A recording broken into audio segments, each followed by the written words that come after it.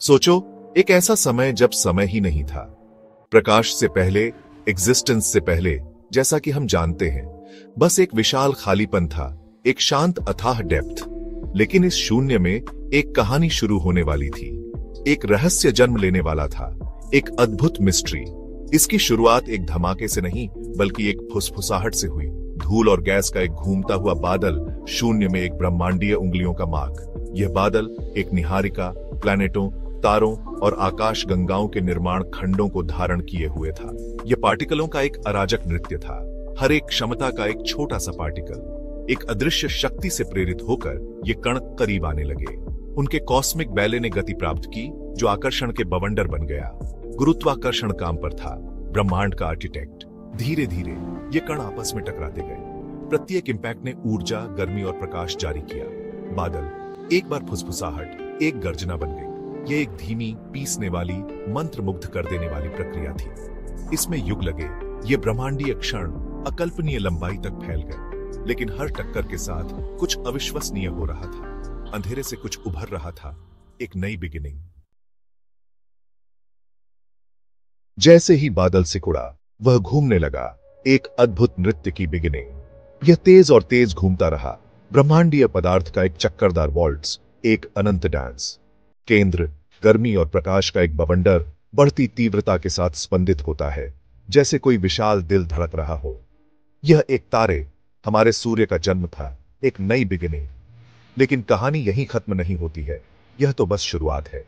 सूर्य के उग्र हृदय से दूर, घूमते हुए चक्र के ठंडे बाहरी क्षेत्रों में एक अलग ही नृत्य हो रहा था। एक शांत डांस। शेष धूल और गैस, सूर्य के निर्माण के अवशेष आपस में टकराते और एक साथ चिपकते रहे, एक नई संरचना बनाते हुए। गुरुत्वाकर्षण के पुल से एक साथ खींचे गए ये झुरमुट बड़े और बड़े होते गए, एक नई दुनिया की नींव रखते हुए। वे प्लैनेटों के बीच ग्रह बन गए, एक नई यात्रा की बिगिनिंग। इनमें से एक ग्रह जो महानता के लिए नियत था, हमारी पृथ्वी थी, एक अनोखी वर्ल्ड। लेकिन युवा पृथ्वी उस हरे भरे, जीवन निर्वाह करने वाले ग्रह से बहुत दूर थी, जिसे हम आज जानते हैं। यह एक कठिन यात्रा थी। यह पिघली हुई चट्टान की एक गेंद थी, ब्रह्मांडीय मलबे के लगातार हमले के तहत एक उग्र नरक, एक कठिन बिगिनिंग। यह एक प्रतिकूल, क्षमाशील वातावरण था, जो सृजन की हिंसक प्रकृति का प्रमाण था, एक अद्भुत यात्रा की बिगिनिंग। प्रारंभिक सौर मंडल एक शूटिंग गैलरी थी, जहां हर दिशा में विनाशकारी घटनाएं हो रही थीं। ग्रह कुछ चंद्रमाओं के आकार के अंतरिक्ष में घूमते रहे। उनके रास्ते अनिश्चित और अप्रत्याशित थे, जैसे कि वे किसी अदृश्य नृत्य का हिस्सा हो। टकराव केवल आम नहीं थे, वे अपरिहार्य थे और हर जगह हो रहे थे। और पृथ्वी अभी भी अपनी प्रारंभिक अवस्था में इस गोलीबारी में फंस गई थी, जैसे किसी युद्ध के मैदान में।